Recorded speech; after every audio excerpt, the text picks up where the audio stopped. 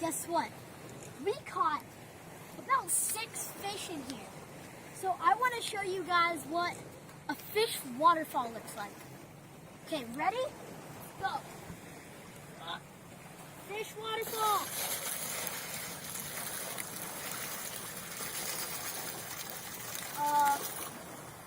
Are they in there?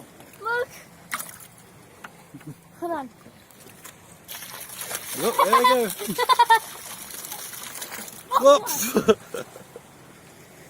And if you want to know the names, it was Captain Hook because he got a hook stuck in his mouth with a worm. Another one called Mousetrap because he got the hook stuck in his eye.